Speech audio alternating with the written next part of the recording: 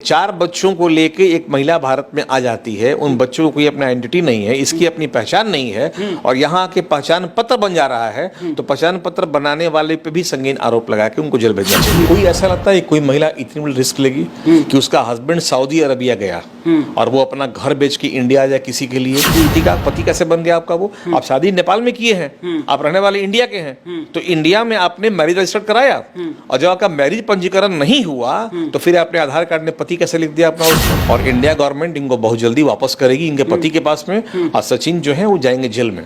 सचिन जाएंगे जेल? बिल्कुल, आप कॉन्स्पिरेसी में शामिल हैं। उसके पास जो सिम एक मिला है वो सिम पाकिस्तान का है, जिसपे कई बार बात किया गया है इंडिया आने के बाद। इंडिया आई नहीं है, इंडिया उसको भेजा गया है और ये भारत सरकार का बहुत बड़ा लैप्स है कि वो इतने माने दूसरे देश की महिला भारत में आके नोएडा में रह रही है। हमको आश्चर्य है कि नोएडा पुलिस ने उसको अब तक अरेस्ट क्यों नहीं किया। अभी उसका बॉर्डर पार करना, बॉर्डर फिल्म देख के बड़ा मुश्किल हो जाएगा। सनी देओल तो खैर रेल में पूरा तलवार मार के और निकाल दिए थे, इनका निकलना मुश्किल हो जाएगा। जो इसको प्रेम प्रसंग बना के उनका इंटरव्यू ले रहे हैं, कैसा लग रहा है आपको यहाँ आके, सचिन कैसा बिहेव कर रहे हैं, घर कैसा लग रहा है, दीवार कैसा लग रहा है। अरे बेवकूफ, तुम्हारे देश में आके वो चैलेंज की है तुमको कि हम तुम्हारे देश में घुस गए हैं और तुम उसको खैर मकदम कर रहे हो। यहाँ पर पाकिस्तान के एक महिला को हिंदुस्तान के एक लड़के से इस कदर प्यार होता है कि उसके बाद पाकिस्तान से वो हिंदुस्तान चली आती है। ये सब कुछ तब शुरू होता है जब पबजी खेलने के दौरान पाकिस्तान की 4 बच्चों की एक मां को हिंदुस्तान का एक लड़का पसंद आ जाता है। इसके बाद वो घर परिवार सब कुछ त्याग कर वहां से आती है और यहाँ पर आने के बाद शादी रचा के एक साथ रहती है। हालांकि ये मामला जो है इस समय पूरे देश में चर्चा का विषय बन गया है, लेकिन अब महिला पर भी तमाम सवाल जो है वो खड़ा हो रहा है, क्योंकि जिस तरीके से महिला के पास से 3 मोबाइल मिला है, इसके अलावा आधार कार्ड मिला है, उसमें तमाम जो चैट जो मोबाइल में डिलीट किया गया है, ये सारा चीज सामने आया है। इसके बाद महिला पर भी सवाल खड़ा हो रहा है। इन सारी चीजों पर बातचीत करने के लिए अभी हमारे साथ पटना हाईकोर्ट के senior advocate SK Mishra sir है। सर बहुत बहुत स्वागत है आपको। धन्यवाद। पाकिस्तान की एक लड़की को पबजी खेलने के दौरान हिंदुस्तान के लड़के से प्यार होता है और फिर क्या 4 बच्चों को लेकर हिंदुस्तान आ जाती है, कैसे देखते हैं आप? पहली बात तो यह है कि वो लड़की नहीं, एक महिला है, औरत है और औरत का उसके 4 बच्चे भी हैं। 4 बच्चे भी हैं, दूसरे दूसरे देश की रहने वाली है। हाँ। एक प्रश्न खड़ा होता है कि जब वो महिला इंडिया आई तो उसके पास यहाँ का वीजा तो था नहीं इंडिया का, और इन 2 देशों के बीच में कोई आना जाना ऐसे नहीं होता है, परमिशन चाहिए उसके लिए। उसे कोई परमिशन नहीं था, वो वहां से नेपाल जाती है, नेपाल से फिर बॉर्डर क्रॉस करके वो और तब गाजियाबाद पहुंचती है, नोएडा पहुंचती है इसके पास में। इतने दूर की यात्रा में, लगभग 22-23 हजार किलोमीटर की 100 किलोमीटर की यात्रा में उसको एक पुलिस वाला रोकता नहीं है और नहीं पहचानता है। उसने ये अपने इंटरव्यू में कहा कि मुझे एक पुलिस वाला ने बड़ी हेल्प किया। उसने पूछा कि भाई कहाँ घर तुम्हारा है, तो हमने सचिन के बारे में बताई कि मेरा हस्बैंड है जो नोएडा में रहते हैं, उनका एड्रेस बता दिया, उनको पास कर दिया। उस आदमी ने कभी उसकी आधार कार्ड चेक करने के प्रयास नहीं किया। उसके सामान, जो कि एयरपोर्ट अथॉरिटी के पास ये पावर होता है कि वो सब चेक करते हैं, कहीं जांच इसकी नहीं होती है। क्या लगता नहीं कि कोई भी आतंकी महिला ऐसे भारत में घुस सकती है? पुलवामा घटना जो हुई थी हमारे यहाँ, जो पठानकोट घटना हमारे यहाँ हुई, वो क्या भारत से नफरत करते थे? वो लोग भारत से प्यार करके ही यहाँ आए थे देखने के लिए, घूमने आए थे यहाँ पर। पठानकोट का पूरा दिखाया गया था उनको, जितना हमारा बेस है टर्मिनल वहाँ दिखाया गया था, वहाँ दहला दिया सब। वहाँ पर कसाब को भी भारत से नफरत ही करता था, लेकिन प्यार करने ही आया था, वही दिखाया था कि भारत से बहुत प्यार करते हैं हम, होटल ताज से प्यार करते हैं, जला दिया पूरे ताज को।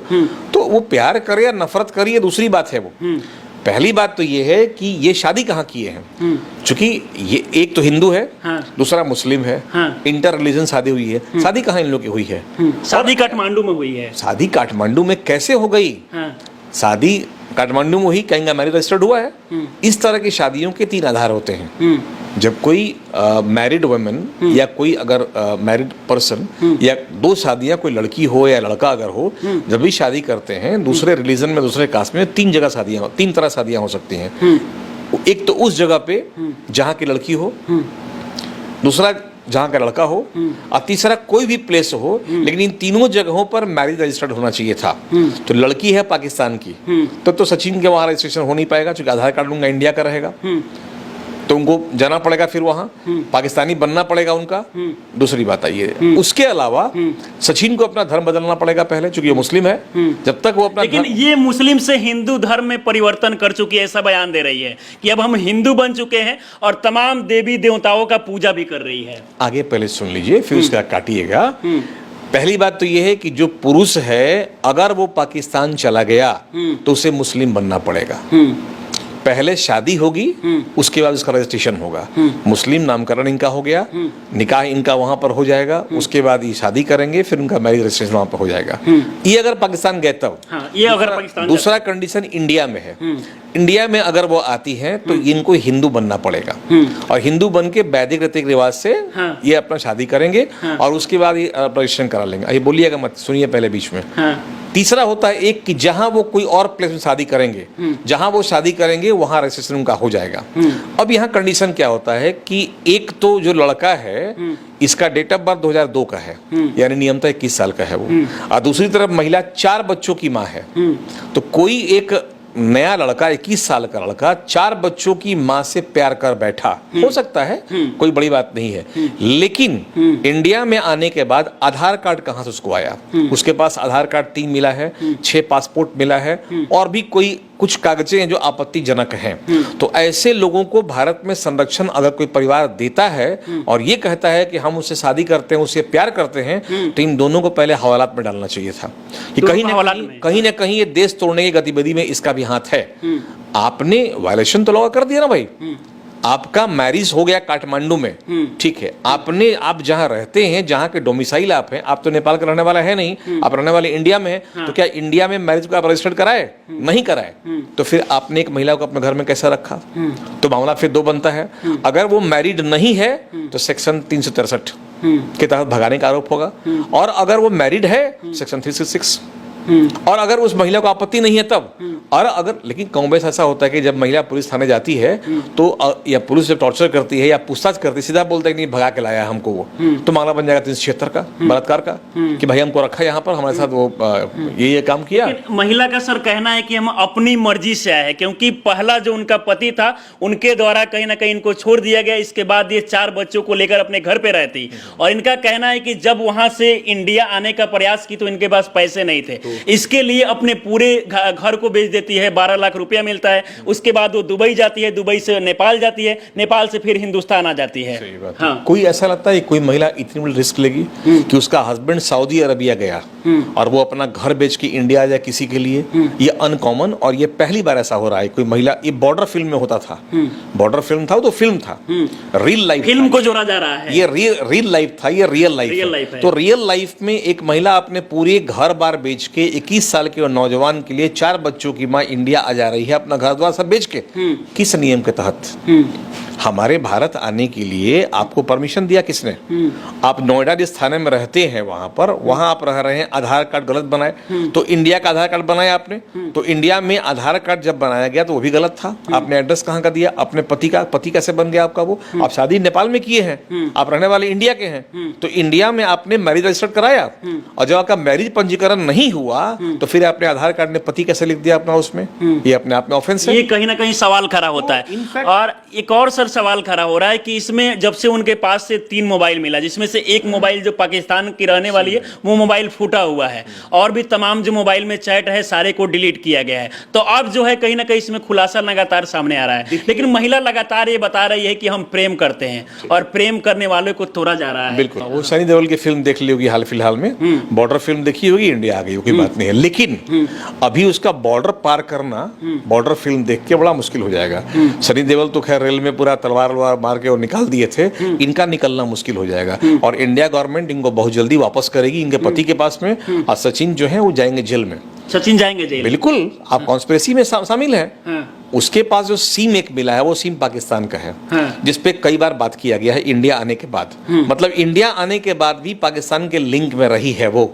अब बोले कि अपने घर बात किए थे हम, अब किससे बात? वो इंडिया आई नहीं है, इंडिया उसको भेजा गया है। और ये भारत सरकार का बहुत बड़ा लैप्स है कि वो इतने मैंने दूसरे देश की महिला भारत में आके नोएडा में रह रही है। हमको आश्चर्य कि नोएडा पुलिस ने उसको अब तक अरेस्ट क्यों नहीं किया।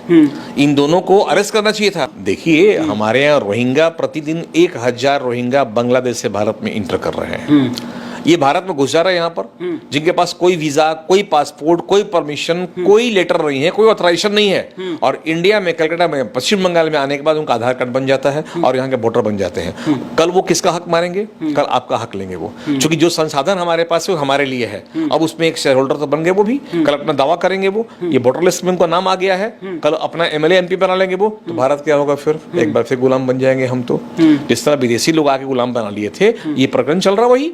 लेकिन आश्चर्य है कि ये स्टेट का मामला नहीं है, ये चीज गृह मंत्रालय के पास है। तो गृह मंत्रालय क्या कर रहा है?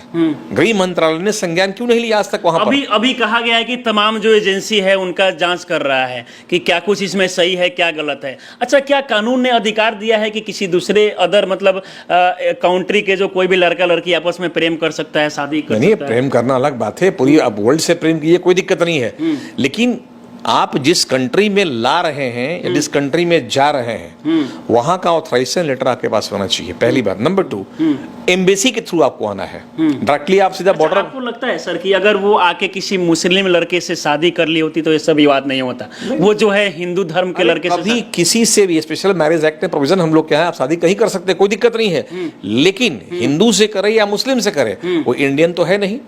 एक पाकिस्तानी महिला भारत में आती है तो आने के लिए उसको एम्बेसी क्लियरेंस चाहिए ना भाई, चाहिए ना, वीजा उसके पास में, परमिशन चाहिए उसको आने के लिए यहाँ पर। इसके पास कुछ नहीं है सिवाय कुछ आपत्तिजनक चीजों को लेके, जैसे मोबाइल हो गया, 6 पासपोर्ट है उसके पास, 3 आधार कार्ड है उसके पास, फिर भी पुलिस सोई हुई है।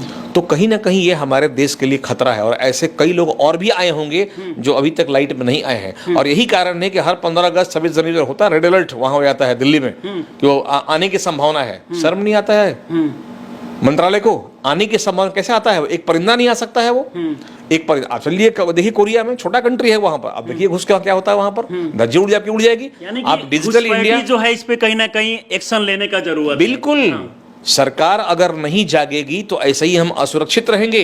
पाकिस्तान इंडिया के बॉर्डर पे आप देखेंगे चक्की बैंक वगैरह में या अटारी वगैरह में कि बहुत नैरो बैरिकेड किया हुआ है, कोई इसको फांद सकता है। लेकिन हमारी सेना वहां तैनात है, तो हमारी सैनिक बॉर्डर पे जान दे रहे हैं, बर्फ में, धूप में, बालू में लड़ रहे हैं, लेकिन फिर भी ये लोग चले आते हैं। और आने के बाद इनका हमारा स्टेट पुलिस जो है स्वागत करता है, मीडिया इंटरव्यू लेता है। अभी इनका पाकिस्तान में विरोध किया जा रहा है कि जल्दी तुम पाकिस्तान लौट जाओ अपने बच्चे को लेकर, नहीं तो बहुत सारा मतलब धमकी आरोप दिया जाए। नहीं, वो आरोप भारत के लिए नहीं है।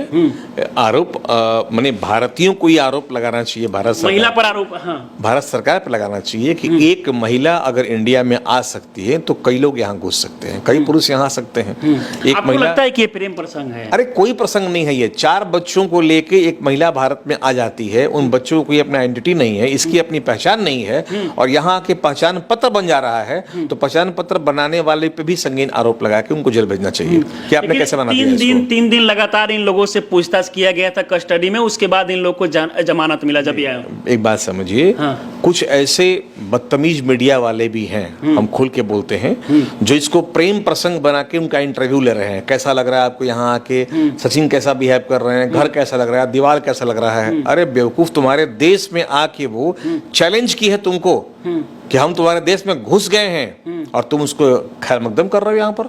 यही तो हुआ है हमारे साथ में। हम जो इतने वर्षों गुलाम रहे, क्यों? चूंकि हम अतिथि सत्कार बोलते हैं, अतिथि देवो भव, हम लोग अतिथि को स्वागत करते हैं। यही स्वागत में हम लोग फंस जा रहे हैं। अरे अभी तो जाग चुके हैं, अब तो हम लोग पढ़ चुके हैं, जान चुके हैं, इतना खतरा झेल चुके हैं। अब इन लोगों को कोई भारत में ऐसा स्कोप नहीं है। यही कर करके पाकिस्तान में हिंदू 3% से भी कम हो गए, और भारत में देखिए कितने मुस्लिम बढ़ गए यहाँ पर। लेकिन अब ये महिला साफ तौर पर कह रही है मीडिया के, हम पाकिस्तान नहीं जाएंगे, क्योंकि अगर हम पाकिस्तान गए तो हमें जान से मार दिया जाएगा। सवाल ये उठता है कि इनको जाना नहीं है, भारत सरकार इनको बाइज्जत पाकिस्तान भेजेगी, वहां प्रोड्यूस करेगी पाकिस्तान में इनको, पाकिस्तान पे इन पे केस चलेगा, और पाकिस्तानी क्या करेंगे इनके साथ तो बात की बात है। इंडिया में नहीं रहने जा रही हैं वो, और जो सचिन जी हैं वो भी जेल जाएंगे, वो भी जेल जाएंगे, बिल्कुल जाएंगे, चाहे उसको आपत्ति हो ना हो। हमारे यहाँ अलग बात है कि IPC 497 हमारे यहाँ अनकॉन्स्टिट्यूशनल डिक्लेयर कर दिया गया है उसको, और हम लोग के यहाँ सेक्सुअल लिबर्टी है,